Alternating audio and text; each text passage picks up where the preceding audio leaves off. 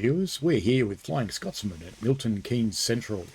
We're part of the One Special Day special effect charity event through the Streamathon being run by Matt Peddleston for collecting donations to support this amazing charity. Now, I'm going to talk to you about being a real-life fireman. Let me just get this train going first, though. Looks like she's trying to go by herself. Alright, so we're almost up to 75. Brakes off, and let's get some throttle happening. Nice and gentle. Nice and gentle. Always got to be gentle with the steam engines. Try and get a better camera view for you. There we go. It's a nice one. There we go. We're starting to get her going. Let's open her up a little bit more. Come off again.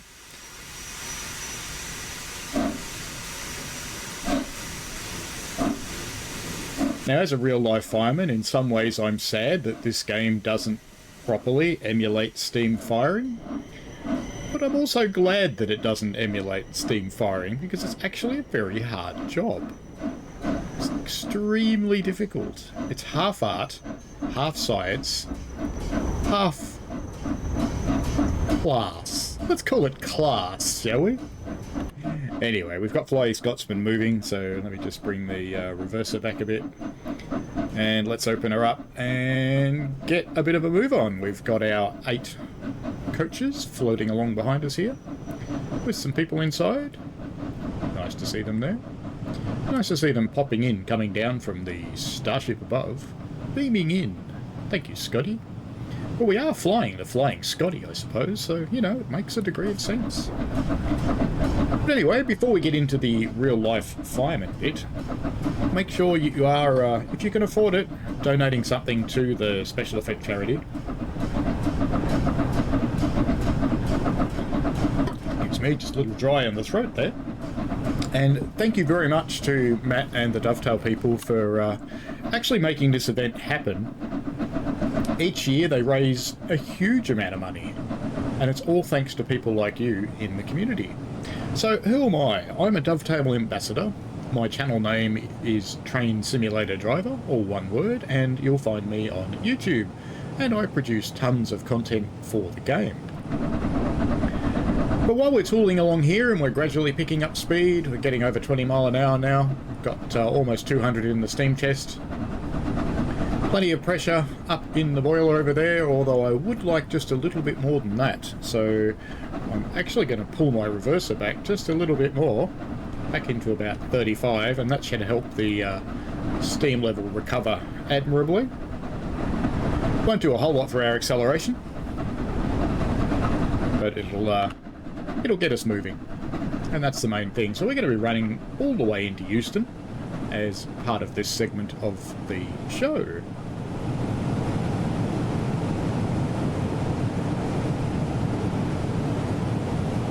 Just had to pop over to the OBS there because I had a horrible thought that my mic wasn't on, because, you know, I've done it before.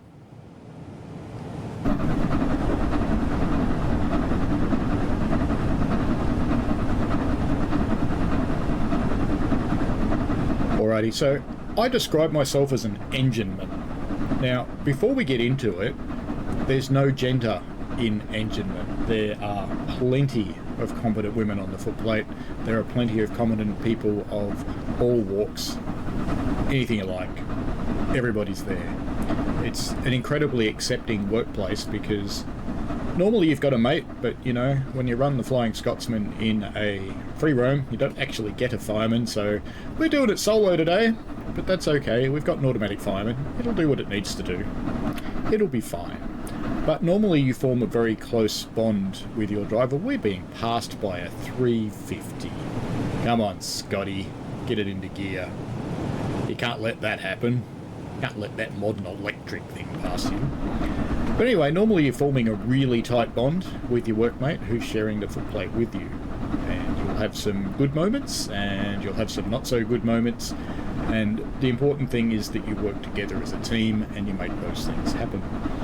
So, looking back on my own history and heritage a little bit, I've been on a volunteer railway, actually as a volunteer, for 42 years. That's probably longer than a lot of the people watching this have actually been alive. And you know what? That's fine. Because one thing that volunteer railways need, and the heritage railways need, is tons of volunteers. We need loads of them. And because we need loads of them, we're looking always for younger people. And it doesn't matter how old you are, there's a job for you in Heritage Railways somewhere, and it doesn't matter how young you are, there's a job for you in Heritage Railways somewhere. Some of the jobs have restrictions, so the jobs that I do, you have to be over 18, and you have to have certain tickets and licences to be able to do what I'm allowed to do, and I'm a fireman. I'm on the path to being a driver one day, but right now I'm a fireman. I do drive, because from time to time the driver will say, how about you just step into my office for a little while and I'll fire the engine for you? And you always go, beauty, I'm in that. But if I cover a little bit on why I'm a volunteer, it's probably similar to why Matt's running this thing for special effect. It's an opportunity to give back to my community. So I get a lot out of the railway scene. I quite happily chase trains. I quite happily play with trains. My trainers would hate to hear me say the words play with trains, but I do. Yeah, let's just get that out there. I like to be surrounded by good mates, and I really want something that's away from my normal work, because normal work is white collar. It's an incredibly stressful job. I took a blood pressure reading recently that wasn't that attractive, and getting out to the railway gives me a place where I can get my hands filthy. I can do a job really well, and I can have the personal pride and satisfaction immediately, because the other thing about my normal real life job is that the delivery of satisfaction is very, very slow. It comes over months, if not years, because I work in the software development industry. I'm a solution architect. I'm in charge of a whole bunch of other solution architects, and it takes us a long time to get to where we need to be on any particular thing that we're working on. It's just a really slow process. And that feeling of not delivering anything really sticks with you, and it can actually affect you a little bit to some extent. So it builds up stresses, it builds up a need to get something done, and by being on the footplate, every day I'm on the footplate, I achieve something, whether it's a good day or a bad day. And yes, even with my level of experience on the railway, I still have it. It still happens. You get bad days. The most experienced, knowledgeable people get bad days sometimes. It's just life. See you later, little 350. We got the last laugh. Mind you might get another laugh shortly, because we're still only doing 45 mile an hour. How's our steam pressure going up there? Well, it's crawled up a little bit back over 200. Where's our reverser at the moment? 35? Yeah, we'll stick with that. That'll be fine. So we'll continue cruising along. So an engineman's life is quite a hard one. I do a 12-hour shift, and I'm on my railway most Saturdays. Not all, most. I will tell you every day, but it's not quite right. Most Saturdays. And I get there at 6 o'clock in the morning, and I finish at 6 o'clock at night, and by the time I'm leaving there, I am dog tired. I just want to go home, I want to have some dinner, I want to watch some TV, maybe have a comforting beverage of some kind, and go to bed, because you're just so worn out. And again, it doesn't actually matter how old you are for that, because I've worked with firemen as young as 18, and I've worked with firemen in their 80s, and we all get it the same way. We're getting hit in the face by a lot of containers here, have you noticed that? But anyway, that's okay. Maybe I'll move it. There we go. That's a bit better. We'll sit up here for a bit. So, life as an engineman is called life on the shed, and if you look up various YouTube videos such as Little and Often, the LMS training film, they'll talk about life on the shed. If you look up things about crew, or you look up other famous engine works like the Everleigh workshops or the Newport workshops in Melbourne, you will often find people referring to life on the shed. And that's because collectively all the people that are involved in operating the engines, whether they be steam, diesel or electric, whatever they are, they're effectively on the shed. It's what they do. So how do you get started with this? Well, the first up, you want to find yourself a hopefully nearby heritage railway. Funnily enough, I've got one 10 minutes from my house and I don't work there. I've got one an hour away and I work there. It's just, this is the way it is. It's fine. But what you do is they'll have some kind of expression of interest process for you to get involved, whether it's through their website or whether you go there in person and have a chat with them. I would always encourage you to go and have a chat with people, because you can get a really good feel for the culture of the railway by actually being there. It's not something that's conveyed well through the internet. And the culture of the railway is really important, because some railways are tight-knit, they're accepting, they're wonderful people, they love to give knowledge, they love to give experiences, and they love to bring new people in. And let's just say some railways, like the one that's only a few minutes from me, don't. You need to understand the culture. Some railways you need to be in the family, or you're not getting in there. Other railways, they will welcome literally anybody who's willing to lend a hand and give a go. So on my recent UK trip, I did visit the Tallaght Railway, and I was given the opportunity to fire double cock for the day. And I started the day, I helped clean the engine, I prepared, went out with the road fireman. The road fireman supervised me on the first run up the hill, and on the second run up the hill I don't think he even watched me, because he figured out that I was competent, I knew what I was doing. There's that bloody 350 again. And off we went, and we all had a great day. It was quite an awesome experience. So after you've expressed interest, what happens after that varies a lot from railway to railway, depending on how mature they are and perhaps their compliance frameworks that they have to follow. The railway I'm on, it's covered by the Transport Act like any other railway. So we have the full-on compliance situation. Our firemen and drivers are exactly the same as the main line. Same qualifications. We achieve them in different ways, but they're the same. So in ours, you'll go for an interview. You'll probably have some compliance checks done. In ours, we do police checks and background checks and things like that, just to make sure that you are actually a good person. You might say you're a good person, but you really need to be a good person. Why? Because on a heritage railway, you're surrounded by families, you're surrounded by children, you're surrounded by your workmates, you're often working with really expensive equipment, you're often working in a place where you could get really badly hurt. So it's important to know that you are basically a good person and that you will concentrate on the job and do your best all the time. That might belong to some other organisation. Let's leave do your best out of it. But anyway, after that you'll probably have some kind of induction, and that will be an initial safety induction. Things like don't get run over by a train, how to walk on tracks, how to get off a platform onto the tracks. These things might sound really simple, but if you actually don't know how to do it, you'll hurt yourself. Because if you look at our railway, it's got an asphalt or macadam platform, depending on where you come from. And if you step down onto the ballast, yeah, fine. But if you stepped onto the track or on a sleeper, you're probably going to go ass over tit and end up on your backside. And that's going to be very uncomfortable, if not actually hurting you. Sheepies. Once you've had that induction, that's the beginning of your training. It's the beginning of your career on the railway. At that point, what generally happens is they will place you around in a supervised manner in a few jobs on the railway for you to find one that you'd like to do. Now, a lot of people already know. A lot of people come in there and they go, I want to work on the engine. Because, you know, who doesn't?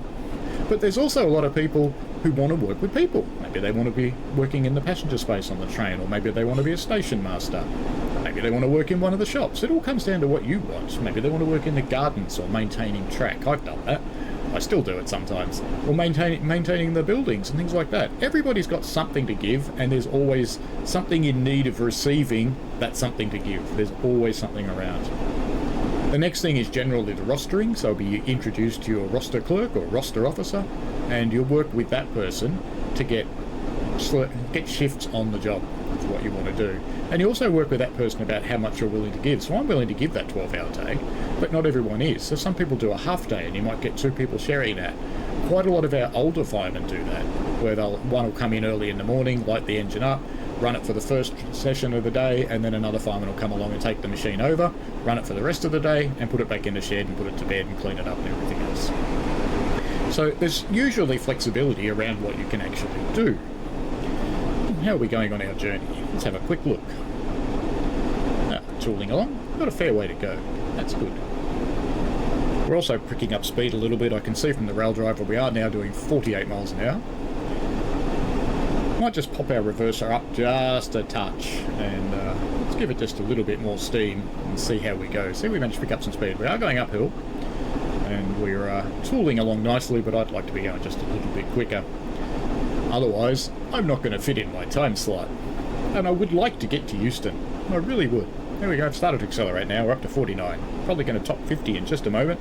If we pop back into the cab. There we go, we're topping 50 miles an hour. So we are picking up. How's our steam usage? We're still sitting on about 200 pounds. I would rather it was more, but it'll do the job. Now, you can mess around with the firing controls in Train Sim World 5. Things like having a look at the fire, for example. But for the most part, the firing controls don't do a lot because it's kind of, let's just say it's magic steam. It's probably the best way to put it. The game's making magic steam for you. So, would I like it to be a better steam simulation? Of course I would. But do I want to actually do the task of firing when I'm doing a locomotive and I'm live streaming or I'm doing something like this where I'm trying to explain something? No. No. I really wouldn't. Because in that job, you've got to concentrate absolutely 100% on what you're doing. Because the reality of firing is that if you get it wrong badly enough, you could kill everybody on your train. That's the reality of it. You are in charge of a bomb. Steam expands to, if I remember it correctly, please don't quote me on this because, you know, it's sticking around in the noggin, about 2,700 times its volume when it's under pressure to when it goes to 1 atmosphere. When a whole boiler with thousands and thousands of litres of water goes, poof, that's called a blevy. And that's a boiling liquid vapour explosion. It can flatten everything for a really long period. It could drive your boiler a couple of kilometres ahead of you or behind you, which might go all the way through your train. Now, this is not good. And whatever happens, you're in the cab with that thing, you're probably not coming out. Ooh, we've got yellow signals. Just as I was starting to get some decent speed up, we're actually going to have to slow down, I think. That's a bit tedious. We're catching up with something. Never mind. Mind you, to be honest, we're not going that fast, so I don't think I will slow down very much. I'll just see how the signals progress. Hopefully whatever we're catching up with will be out of the way soon. Keep on going. So, when you get into the shed, life's a progression in the shed. And in each step, as you demonstrate readiness to go from step to step to step, you will likely, depending on your railway's procedures, be invited to express interest for the next step. Normally, you can't just say, I want to be this. I want to do this. You start down the bottom. You start as an engine cleaner. Oh, we're coming up to a red signal. I am actually going to have to stop, I think. Let's just have a quick look and see what is actually up ahead of us. While that's stopping. There's our red signal. But what is up here? Maybe we're changing tracks or something. There's greens down there. Yeah. I think something's probably going to cross the track in front of us. That's the poison of free roam, I'm afraid. It's the good and the bad. Oh, we can crawl up towards the signal anyway. We'll do that. We'll see how it goes. See where we get to. We'll take our goods with our bads, of course, as we go along. So if we don't get all the way to Euston because of issues, that's life. It's kind of real life on a real railway. The brakes are starting to release now, so we're starting to move forwards. There we go. We've got a yellow anyway. I didn't bother opening the cocks, by the way, because we'd been travelling at speed. Everything's nice and hot. No need to open the cocks. Just don't need to. Only need to do that when things are starting to cool down, because opening the cocks releases the water that's built up in there. Why do you want to release the water, you ask? Because you can't compress water, and it would blow the end caps off your cylinders. That would be, at the very minimum, embarrassing. But it's also a fail for the day because, you know, leave that down. Alright, let's get her going again. So, In the first step in your progression is engine cleaning. After engine cleaning, depending on the railway, you'll either go into a fireman's role or you'll go to a shed fireman's role, which is sometimes also known as a light-up fireman. Then you'll become a road fireman, and then after you've got enough experience as a road fireman, you'll be invited to express interest to be a driver. Now, in all of these things, there's a bit of stuff involved. So this is my original engine cleaning binder with my instructions and my logbook. At some point, I got into diesel firing. There's my instructions and my logbook. Sometime after that, I did a boiler course where I learnt all about all kinds of boilers and operating them safely. With, are you surprised, instructions and a logbook, but this time there was also an exam. A bit more to do. Then of course came steam fireman with, are you surprised, instructions, but a lot of them, and a logbook, and an exam. My next stage will be driver, which, would you be at all surprised, has instructions and a logbook and several exams as you progress along through the path. So you get the idea. Basically, you prove yourself at each step, and you're proving two things. You're proving to yourself that you can do it. You're proving to the people on the railway that you can do it, so that they're interested in training you for the next step, because training you is a lot of work. And they want to know that you're going to make it. No one wants to fail. So if there's a likelihood that you're going to fail, you probably won't be invited, because it probably just means you're not ready yet. And that's okay. That's fine. These things can take a while to learn. There's no dramas with that. And not everybody does it. Not everybody makes it.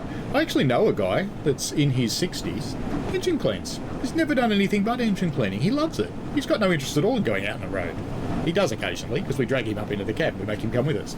But, you know, he's got no interest in actually firing the locomotive, and that's fine. That's what he wants to do. So, the next thing I'll talk about is safety. And generally speaking, across railways, there's 3 levels of safety. There's the safety of the person. So that's you and anyone around you that you're working with or carrying. Then there's the safety of the asset. The asset is the engine, the train, the tracks, the stations, the platforms, the infrastructure, the whole lot.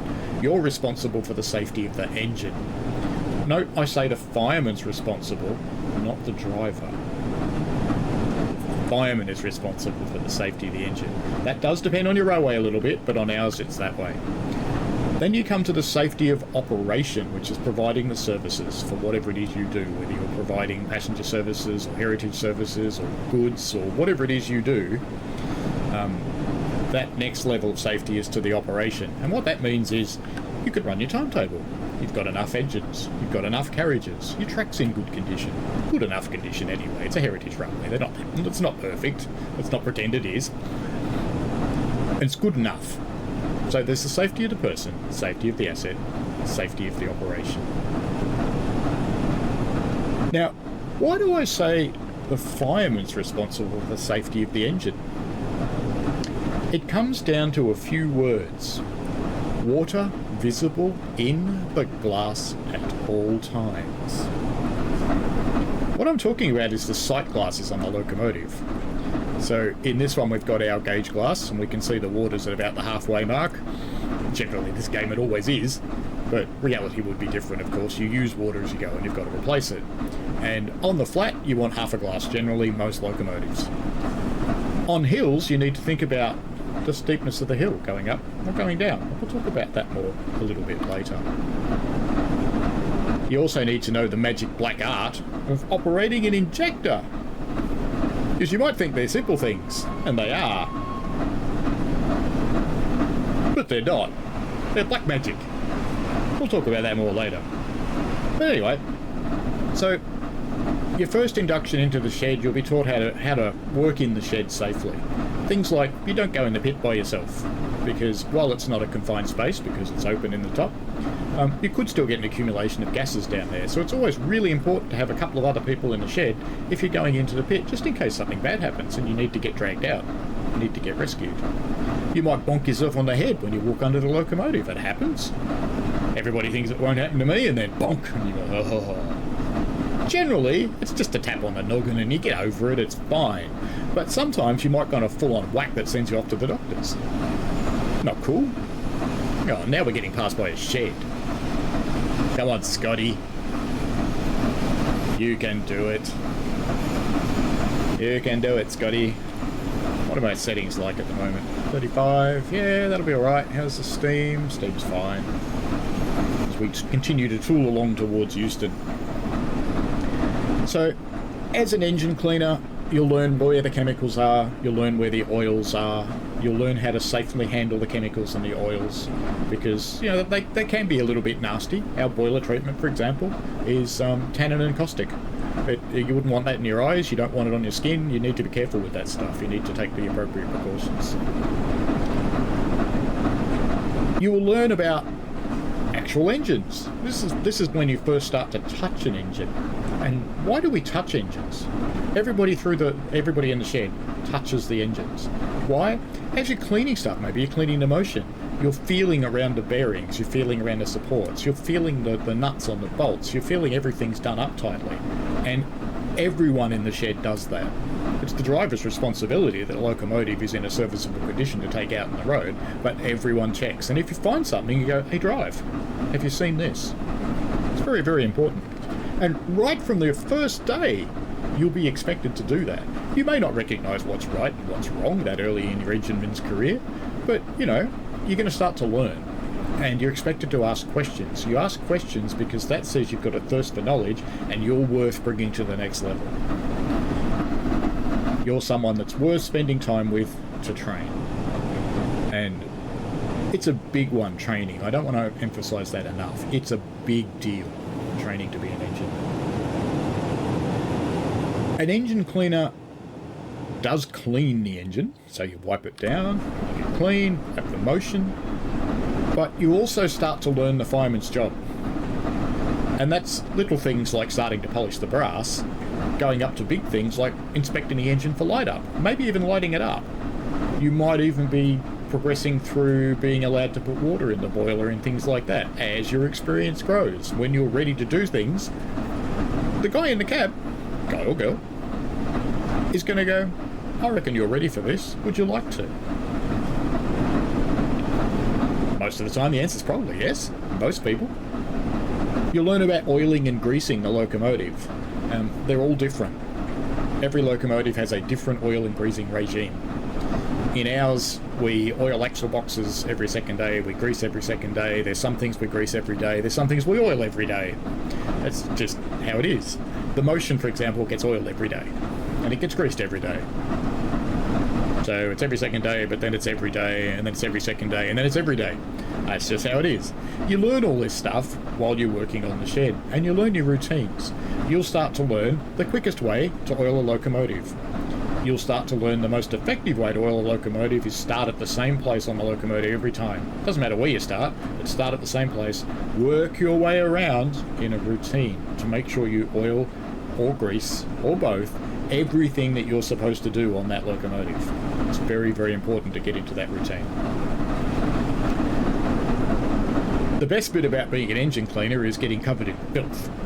Because steam engines, kind of grubby. Doesn't matter how well they're looked after, they're kind of grubby.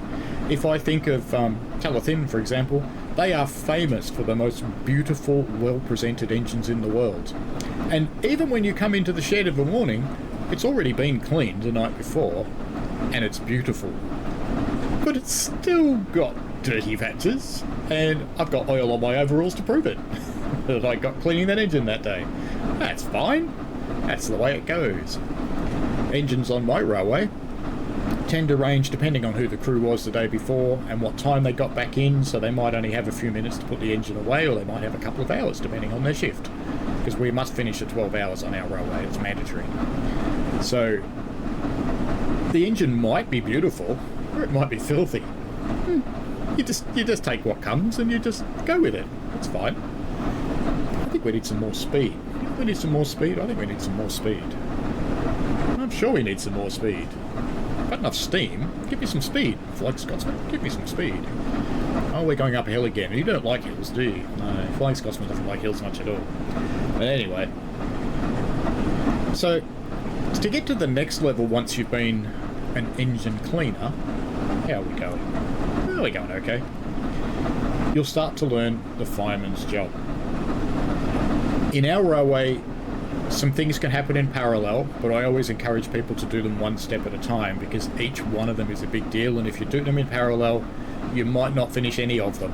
Whereas if you do them one step at a time, you can work your way through the progression and learn things. So in our railway, the next step that normally happens is what's called safe working. That's where you learn about operating from the back of the train, being the guard, being a signalman, understanding everything that's happening along the line, understanding the timetable, understanding the safe working mechanism. So we run on staff and ticket, for example. You've got to learn all that stuff. Once you've passed out in that, and that takes 16 to 18 weeks of instruction, plus your practicals. So remember that thing again? Instruction, information, examination, logbook. It's all the same stuff. Build your hours up. Once you've gotten through that, you can then get on to a fireman's theory course. We're in a tree. I think the 8 camera that's called the external camera should actually be called the tree camera because 90% of the time it puts you in a tree. I hope you're listening, Matt. 90% of the time it puts you in a tree. Anyway, that's fine. I suppose if it didn't put you in a tree, I'd be whinging about a lack of foliage, so yeah, ignore me. It's fine. As we progress on down the line, the next thing you get into is the, depending on your railway, either a fireman's course or a boiler course, or possibly they're combined. When I first started to qualify back in, I think about 2008 or so, as a fireman, the first time I had a crack at it, and I'll be freely admit to you here, I did not succeed the first time. I wasn't ready. I was allowed to try, wasn't ready. And I had a second crack at it more recently, where I was ready, and I succeeded. This thing matters. What's in here really matters. So, when I did my first one, we had to do a boiler course, and that was with an external trainer who took us through all manner of boilers, and I got basically qualified to operate pretty much anything up to a power station. So, could I go in there and operate a power station? Hell no, I wouldn't have the practical know-how, but I knew the theory, and I also knew the theory of locomotive boilers. And the guy that ran that course was a very, very, very knowledgeable old bloke. I think he was probably in his late 80s when he ran that course. And there was nothing that he didn't know about boilers, heat, steam, water. And he was just a massively interesting resource to talk to. So we'd do the formal parts of the course, and then we'd start getting the stories. That's the other thing about the engineman's life, is the stories. You might say it's people with a lot of BS. Sometimes it is. But the stories are really cool. Maybe not after you've heard the same one 500 times, but they are cool. At least the first 499 times. So, after the boiler course, there's the fireman's course, and the fireman's course is relating the boiler course to steam locomotives. So it's all about steam locomotives and running on the road. I don't care what size your locomotive is, they all have commonalities. They all have things like a main steam stop valve, which is in fact a regulator. They all have a way to put water in the boiler. They all have a way of seeing how much water's in the boiler. They all have a way of making that water hot. So apart from all of the localities and localizations for any particular engine, that bit's all the same. How you fire them, however, is different from locomotive to locomotive. On our railway, we've got 5 identical locomotives. But they all want to be fired just a little bit differently because they're all just a little bit different. They're like the farmer's axe. Bits replaced here, new handle, new head, new handle, new head. Best axe I ever had, though. They're like that. They really are. They're all over 100 years old. They're all pretty old girls. And then we've got the big recent imports. We've got a couple of diesels, and we've got some Garretts from South Africa. We've got a local Garrett. It lives in the museum, sadly, because it's not allowed out because it was naughty. It's just in need of a D exam and several $1 million worth of work, so that'll happen at some point. So once you've done your courses, and maybe in parallel with your courses, you're doing your road training. So you'll be out on the job. You'll have a qualified fireman with you, and the qualified fireman will be letting you run the day if they're any good as a trainer. And what they normally say to you at the beginning of the day is, how do you want to do this today? Do you want to watch me? Do you want to fire some of the day? Maybe you want to fire all of the day. And as you progress through your confidence, your answer will probably change. The first time you go out, you may just want to watch. And that's okay. That's pretty normal. And then the next times you go out, maybe you start throwing some coal. And you'll start learning it. You'll start learning the injectors. You'll start learning how to put water in the boiler safely. You'll start learning how to manage all of the systems in the cab, because some locomotives are very simple, some of them are very complex, and they take time. In ours, we've got coal burners and oil burners. The coal burners, it's the black art of coal firing. In the oil burner, it's all about maths and heat equations, all happening up in here. But you learn some other really good things when you're in that stage of your career. What you start to learn is that the fireman's job is a part of what's going on the footplate, and that you're supporting your driver. You're working as part of a team. And that team together is responsible for delivering the safe operation of the locomotive and the service. Because that's a critical thing. You want everybody to go home to the people they love in the exact same condition, apart from the fact they're covered in crap, that they arrived that day. They want to be mentally and physically in the same state they were when they arrived. Maybe a little bit happier, but safe. Very, very important. And part of that safety is those words I mentioned before. Water visible in the glass at all times. There is no excuse for running out of water. If you need to sacrifice water or steam, you will take steam as the sacrifice any time. Because if you run out of steam, the train stops. So what? If you run out of water, it explodes. Not good. Not good. Never, ever, ever sacrifice your water. Now you can do what's called mortgaging your water, which means as you're going downhill, so you're not using much boiler, you can put in a lot of cold water and you can gradually heat that up as you're running down the hill. So when you start going up the hill, you don't need to put water in for a while, and that's called mortgaging your water. So basically you build up some water to use, and you gradually use it until you get down to the point where you need to put more water in to maintain your half a glass, and you start putting it in. And that gives you a head start on the hill, because you can make the thing really hot, and that's really important, to be really hot. That's something all locomotives love. They love to be hot. Hot and oily.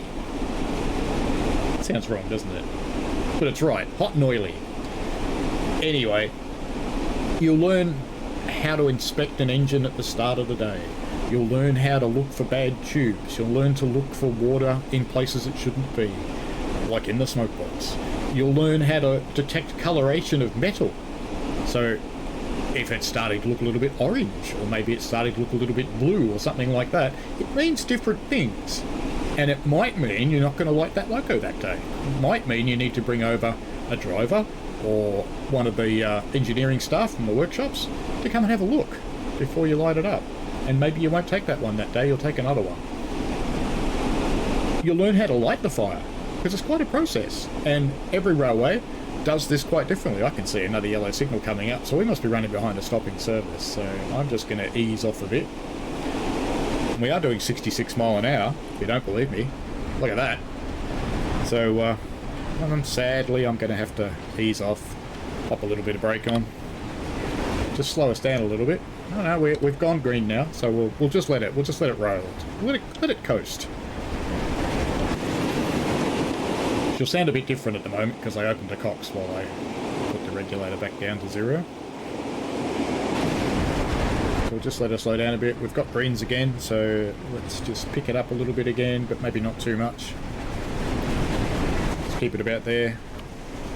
I can close the cocks now as well.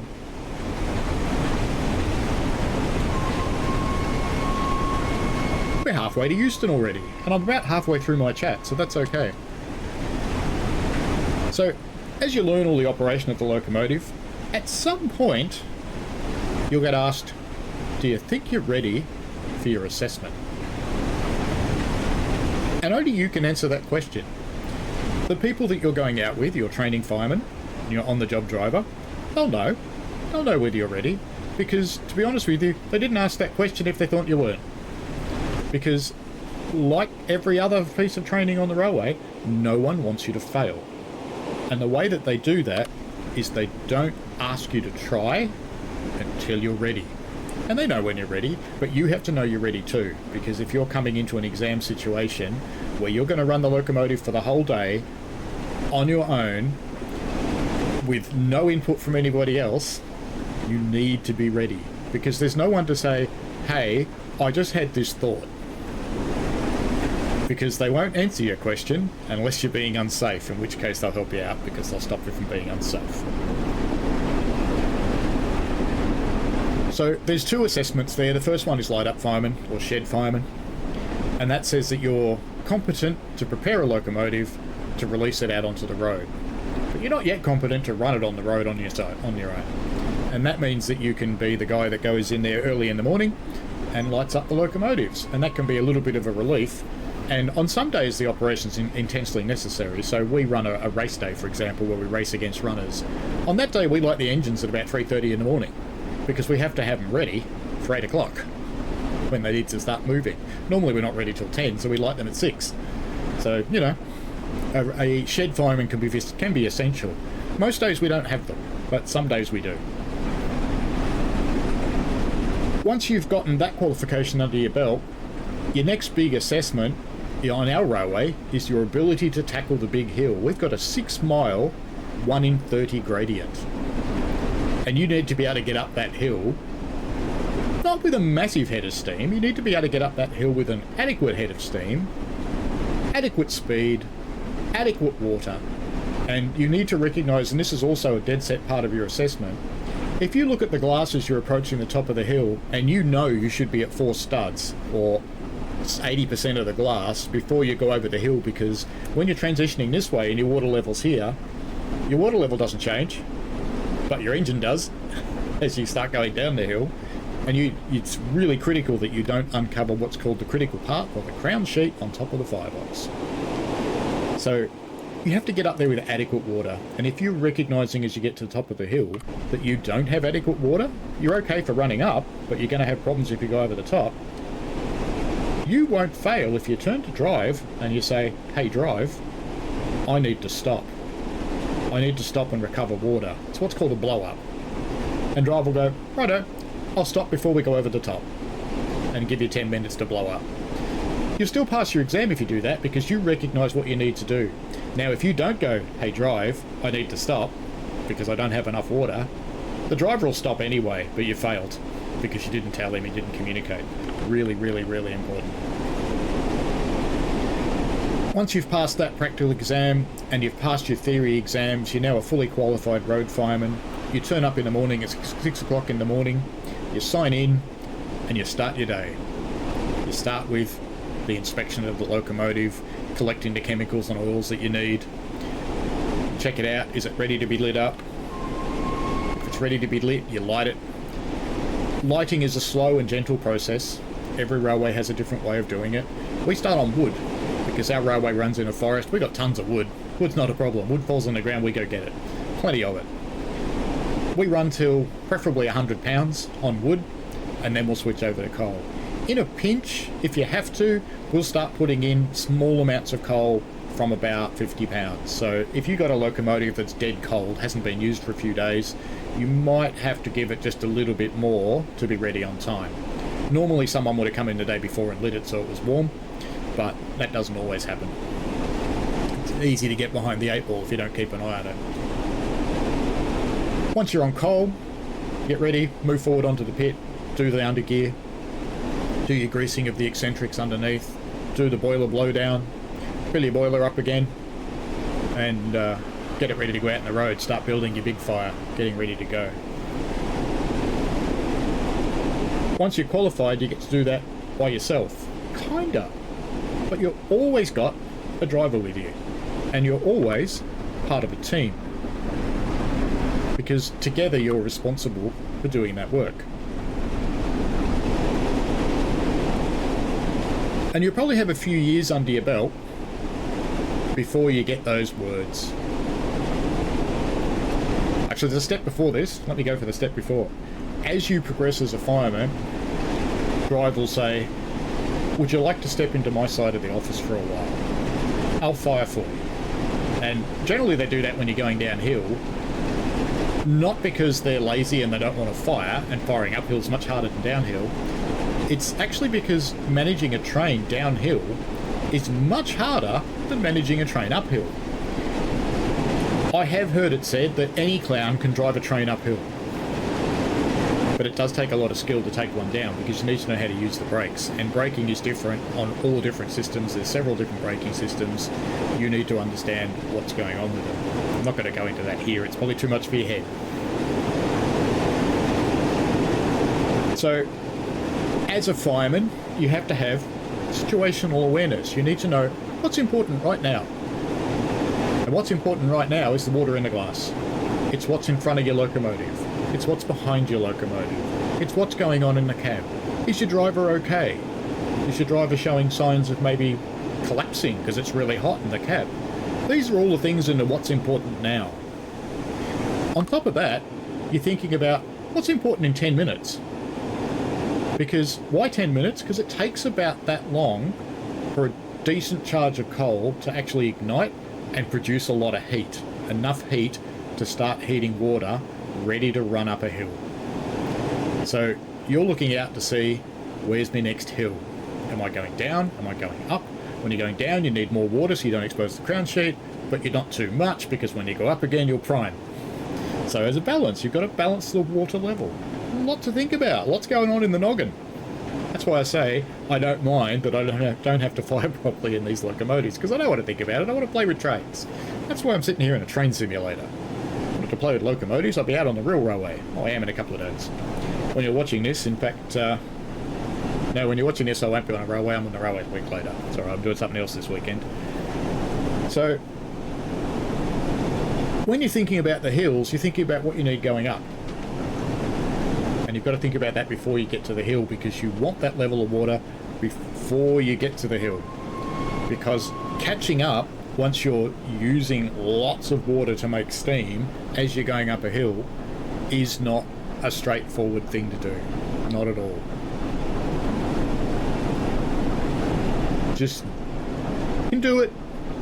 Very hard work. You don't really want to do it if you can avoid it. It's always funny how we end up facing back the other way. That's why I glance up there and I see a red signal and go, but anyway, it's all good.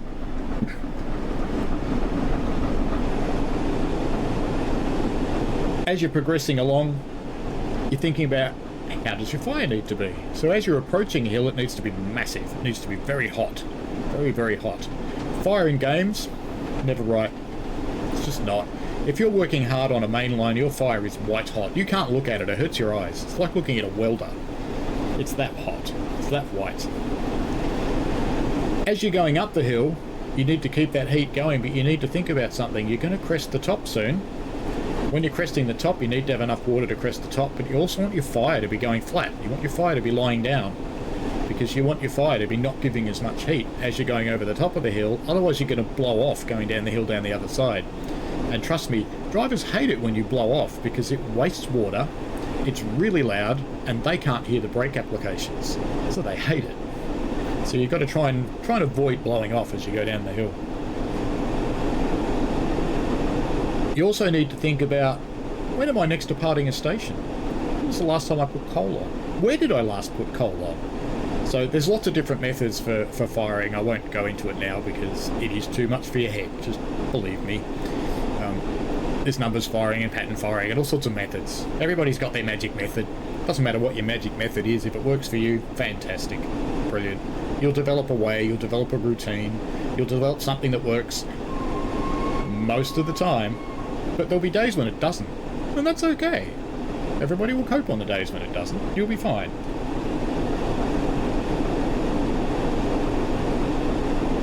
So when you've been invited over into the driver's office and learning that side of things, you learn the next levels of the engine. You're starting to learn managing the reverser, managing the regulator or the throttle, depending on what country you come from, managing the independent brake, managing the train brake, bailing off, how to manage train handling, how to keep it comfortable for your passengers or your freight, whatever it is you're pulling, how to keep the train stretched out all the time. Lots and lots and lots of stuff to learn, and you start learning that with the driver with you. And they'll be very closely supervising you because you're not a driver, and they know that, and they'll be helping you to learn. At some point in time, that question will come. Would you like to express interest in becoming a driver? At which point you will write an application and you'll say all the reasons why you want to express interest and why you think you'll be good at it, and make a personal commitment to the course, to the time, to the crews that you'll be working with, that you will take it up and you will keep going and you will make it happen. Because it's a huge deal to train you as a driver. If you thought being a fireman was a huge deal, remember the folder? Look how big that is. If you thought that was a huge deal, then you come into being a driver, there's like 4 of them. You've got to learn a lot more. You need to learn the systems of the train. You need to learn how it all works. You need to learn how to fix it out on the road when it's buggered, because it happens. You need to learn how to handle everything. There's a lot to learn. In that one, there's also 2 examination points. There's the midway, and again, this is different railway to railway, so don't take this as gospel. There's the midway, where they'll do an assessment that says you're good enough to operate the train by yourself with a particularly qualified fireman with you. Then after a time, you'll do the final assessment, where you have to do everything about the theory, you have to know everything about the train, you have to answer all the questions, you have to get the train successfully to the end of the line and back without any intervention from anybody, safely and efficiently. So it's the first time efficiently's come into it, isn't it? Safely and efficiently. And once you've passed that, you'll be free to drive out on your own. You'll be in probation, you might have an on-the-job fireman with you, someone who's particularly trained to look after new drivers, but you do actually get to do the deal by yourself, and that's what's called passing out. So you get your regulator key, as it were. Not every railway does that. Ours does. There's a ceremonial key that you get that unlocks the lock on the regulator, because only your driver's allowed to move a train. There are some circumstances where a fireman might be allowed to, under supervision, or if that fireman's qualified as a hostler, they might be allowed to. A hostler is a kind of driver that only works in a yard. They don't leave the yard, usually, and they never take passenger trains. So that's just a different class again. But there you go. That's the progression of being on shed. And I certainly encourage you, if you've got any interest in it at all, and it doesn't matter whether it's interested in steam, interested in diesel, interested in electric, there will be an operation that you can get involved in. And it might be a heritage railway, or it might be a mainline railway. Because, you know, they do it the same way. This comes from hundreds of years of heritage in the way things are done. Very little has changed. In fact, this book, this one's from 1952, is just as valid today as it was when it was made. This book, which is actually a reprint of a British Railways book, this one's from late 18s, I think, from memory, the first edition of it, and it's been slightly modernised for that edition in the reprint, but it's just as valid today as it was then. It's very, very similar stuff.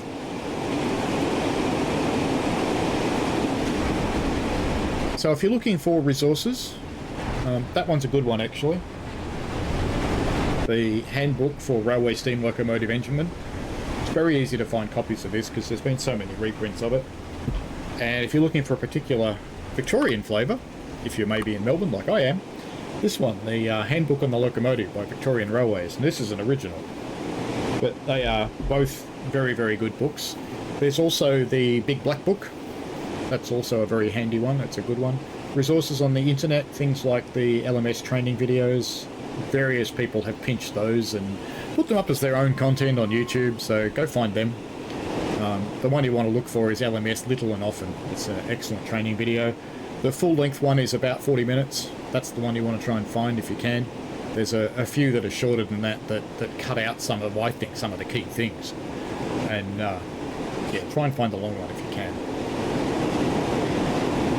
I encourage you to get into it. Don't just sit here behind the keyboard or your controller or your rail driver or whatever. Go out and experience actual trains. There's one thing I would suggest that you don't do though. Don't go out there and tell them you learnt it in a simulator.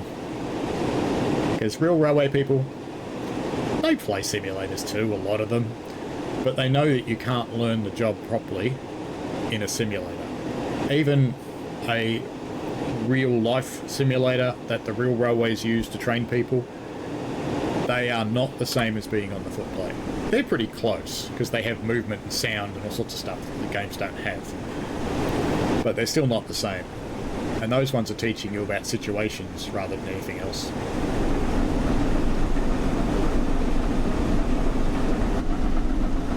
So we've got a few miles now into Euston.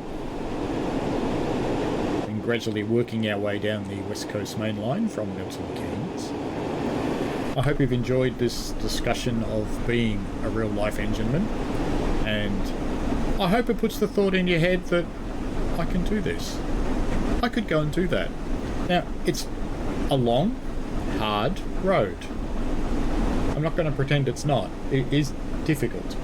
On a smaller railway, you might find an easier path, and miniature railways are a classic for that, where you can get on there to being a driver within weeks of turning up for the first time. But if it's a real railway, it's a long path, just like it is for a real driver.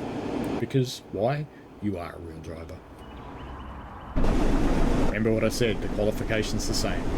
You could go out to the main line, taking your Heritage Railway training, and with the appropriate localisation training and getting to know the route, you could drive there. Or if it's steam, you could operate steam there. Because that's basically where those people come from.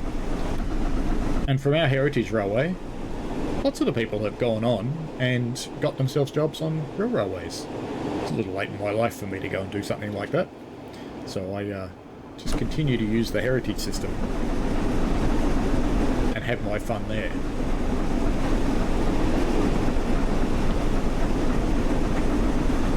So we've got about 7 miles to go into Euston. We've got plenty of water visible in the glass at all times. On this one, the glasses aren't... Wrong one. I want that one. I want to drain the glass. So the glasses are actually active. They are representing a water level. As the water rose smartly in the glass then. So you can kind of get a feel for it. Now I know that this is a dovetail thing, but if you're really interested in steam firing, there is another game on the horizon that's being built specifically for steam firemen. I won't mention the name, you go Google it, because, you know, all train games are fun. And this one's specific for a fireman, so I haven't got my hands on it yet, but it's looking like it's going to be pretty good if you're interested in the dark art of firing. Whether that be coal or oil, and whether it be automatically stoked like this one clearly is, because there is no fireman and that shovel hasn't moved for the entire trip. Oh well. One day. Or whether it's manual firing. Get out there and learn. Enjoy the art. Find yourself a railway.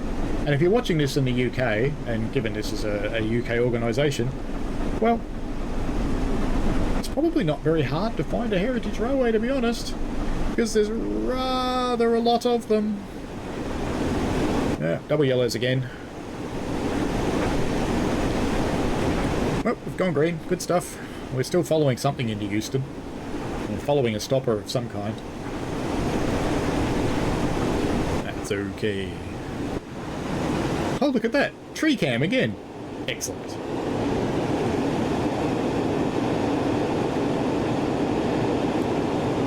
See, I kind of think the developer will listen to me joking one day to say it was tree cam, and he's written some code that detects that it's actually me playing and puts the camera in a tree every time.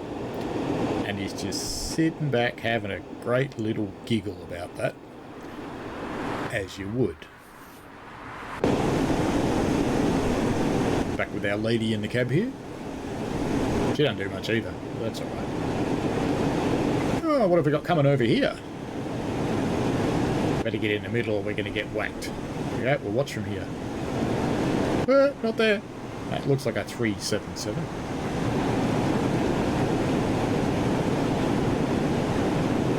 So, plenty of variety on the West Coast main line. This is one of the routes from Train Sim World 5, the recent release.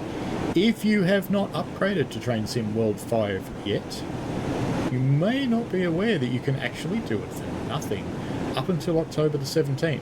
So if you've got Train Sim Worlds 2, 3 or 4, you can go and find yourself in your store on your platform, whether that's PC, PlayStation or Xbox, the Train Sim World 5 Starter Pack. And it's a free upgrade. It will upgrade your 2, 3 or 4 and all of your DLCs to the 5 versions. Which is kind of cool, because if you've got, say, West Somerset, you'll get the remastered version. Free upgrade. Why wouldn't you do it? Why wouldn't you? Because don't forget that if you upgrade to 5, you're not losing anything. So if you may be concerned that the new version's got something you don't like, or maybe you don't like the menus or whatever, you don't actually have to play it. You can keep playing your old one. But I encourage you to give the new one a go. You've got till October the 17th to get it for nothing. Now, as we start to come to a close in this conversation, I do want to remind you why we're here today. We are here for the charity Special Effect. And what Special Effect do is actually something that's pretty special. Special Effects specialise in providing gameplay abilities to people who physically aren't able to do it. And that can be in the form of special controllers. They can build things into wheelchairs. They can build things into a tablet that can let someone who can move their fingers manage the controls. And it opens up a world to people who otherwise wouldn't get an opportunity because of some physical disability or some challenge that they've got. So it's a very, very worthwhile charity. I know Matt has quite a passion for it. So do I. My brother's deaf. And yeah, that does take a bit out of gaming for him. So he's never really gotten into it because he can't hear the things. He doesn't get any immersion at all. So everything that we can give someone to make that better is a cool thing to do. So I do encourage you, if you can afford it in your personal circumstances, the donation links will be popped in the chat by the moderators, I'm sure. I'm hoping to be in the chat when this plays, but I'm not going to guarantee it because I'm actually on a weekend away with the wife. And, well, let's just say I wouldn't be popular if it was in the middle of something else that she wanted to do, because this is her weekend. No trains this weekend. None at all. I haven't yet told her our hotel's across the road from a railway workshop. Guess you'll find out soon. Because, you know, going to another city, of course you're going to go and find some trains. Why wouldn't you? You wouldn't be here if you weren't train nuts. Or as we call them in Australia, gunsels. It's interesting the different terminology around the world, really. We've got... in America, I believe they're called piglets or foamers. The UK, I've heard rail fans. I think I've actually heard the word piglet used in the UK as well. But in Australia, gunsels. And there's nothing more amusing to you when someone's preparing a video as you go past in your train, you stick your head out the window and go, gunsel!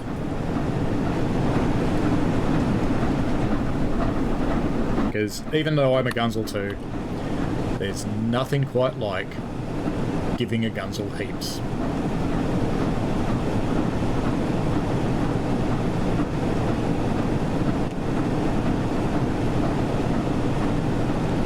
You might want to pick up a little bit of speed, don't you?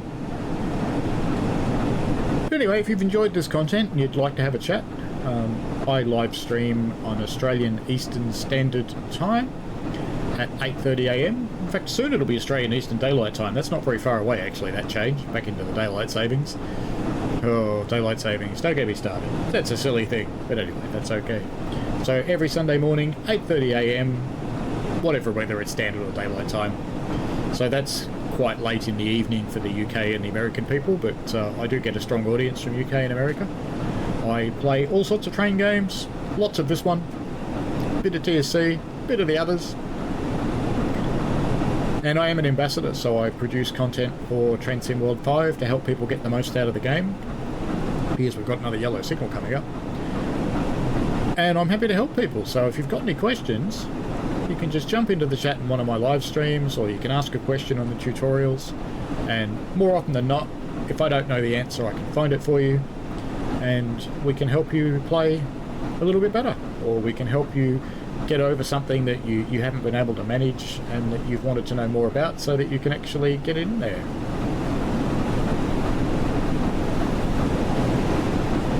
And I clearly haven't run this route since the last update, because we are getting just a touch of stuttering, and I generally don't get much like that. Maybe a little bit. There's that 66 again. He passed us ages ago. So we do have the last laugh at this point on our way into Euston.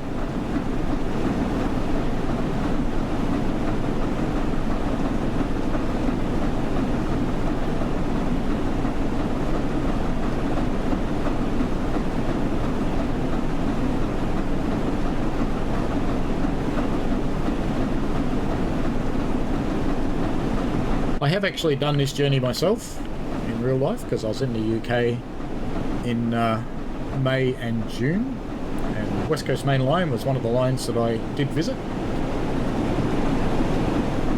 And I have to say, I do actually recognise it. And interestingly, I have seen people saying the scenery's no good, but I'm looking at it going, what? I mean, look at it, it's great. It's good, it's representative. There's junk everywhere like there would be on a real railway. There's graffiti everywhere. There's lots of foliage. Everybody's got to have their foliage. If you haven't got enough foliage, you just need to find yourself a shrubber. They will help you grow some more foliage. And there's landmarks like this one that you can't see through the steam that I recognise from my journey. I got to ride at Peddleston on that day. It's good fun. I actually got a good example of what English rail's like on that day, because my first train was cancelled from a lack of crew, and there was no issue. I just walked into the ticket office, I told them what had happened, and they went, yeah, no problem, and they just booked me on the next train. And the next train came in and it was a few carriages short, and everybody just went, yeah, no problem. It's all good. Uh-oh, there's no water in the glass. And I've got a reward. Haha, distracted from no water in the glass. It's all good. Anyway, we are almost into London, so I need to just start actually taking control of this thing just a little bit, or we're going to be in a little bit of trouble very soon as we pop out of this tunnel, because we may get held up on our way into Euston, so I need to be ready for that just a tad. I'm seeing on the track monitor up on the top right up there that we do in fact have a red signal coming up. Just got the double yellow there. Oh, I should use the 3 camera so I don't bang my head on things so much. Let's get into a good spot.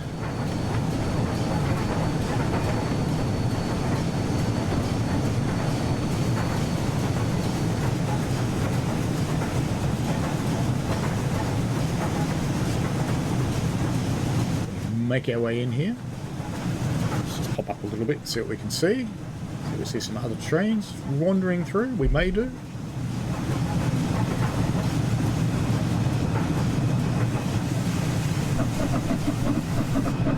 Back on the greens.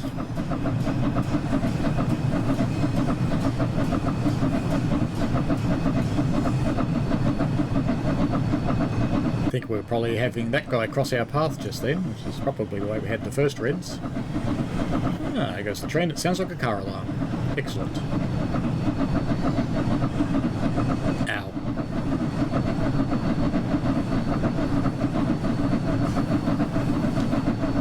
Just checking how long I've been going. I've actually been going over an hour, so this is a bit longer than I told Alex it was going to be. I'm sorry, Alex. You may need to edit it.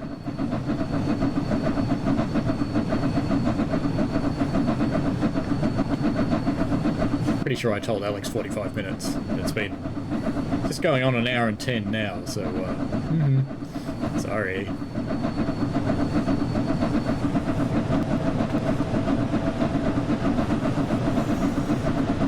Mile to go. Pendolino flying by next to us.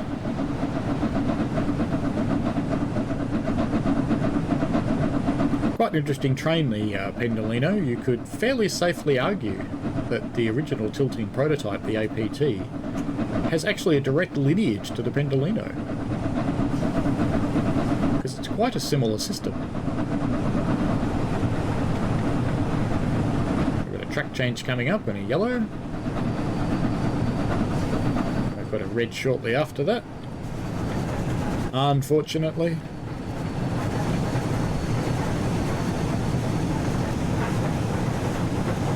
Almost into Euston.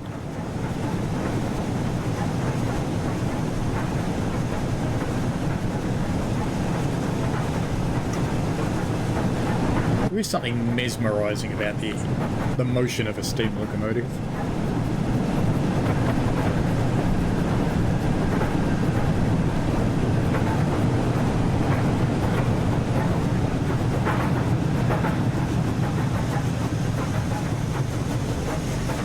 Whacked into a pole, of course.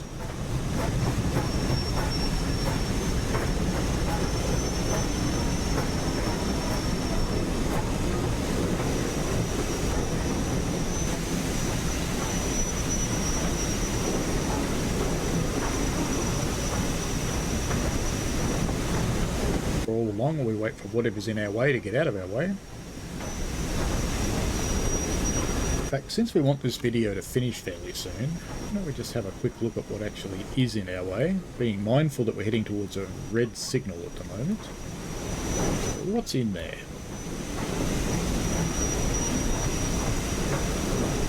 There's a train in there. So if we click on you and go, remove train, yes. And we always get thrown out of our seat when that happens. We should get a green shortly, since I got rid of the train. Well, I hope we will anyway, unless something else is going to cross our path, which is always possible.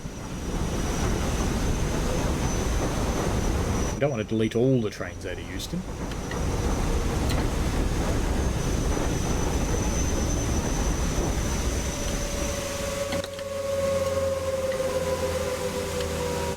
Maybe we have to wait for you, Mr. Pendolino.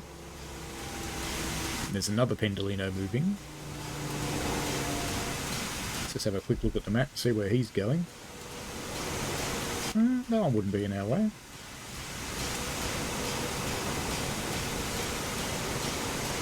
I did delete the right one, didn't I?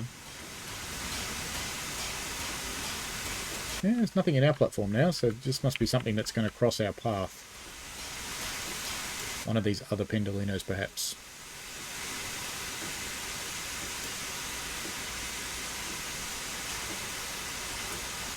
We'll just be patient. Or, because I'm significantly over time, I might just leave it here if it doesn't change soon. See. It'd be a shame to not get into Euston, though. It'd be nice. Bring Scotty back into the platform that it served lovingly and faithfully for many years before it was thrown on the scrap pile by diesels.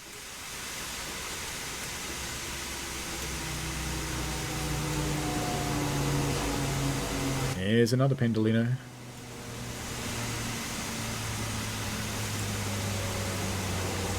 There's a fair chance that Pendolino's waiting for us.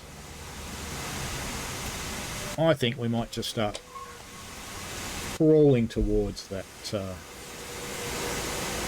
that signal. Oh look, he's got one. Why can't I have one? Am I waiting for you? Probably am. Where's he going?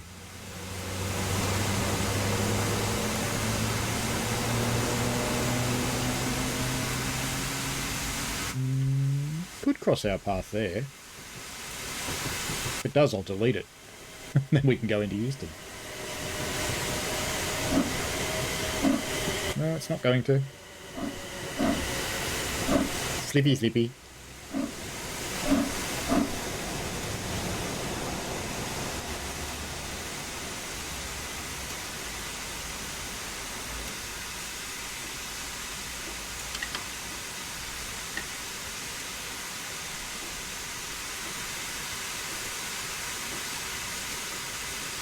I think we might have to leave it here because I don't think we're actually going to be getting into Euston this time. That's the joys of free roam, is it's not always obvious why you can't actually get to where you want to go. And I could potentially even pick another platform and see if that gets us in there. I have a faint suspicion that one's probably got the path out reserved, so we're not allowed in. So I think we may just leave it there at this point, and that's okay. If you wait long enough, you'll get in. But jamming a train into a fairly busy timetable does sometimes have consequences like this. And I did pop this in here with free roam because there isn't a Flying Scotsman service on the route.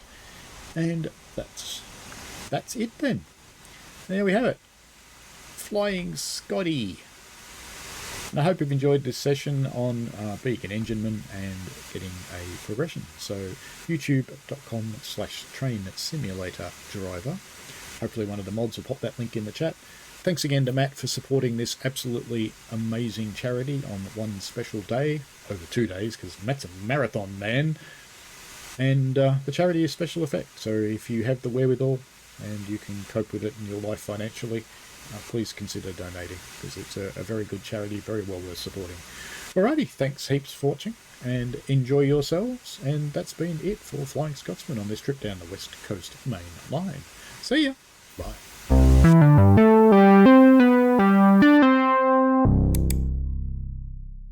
We played a game.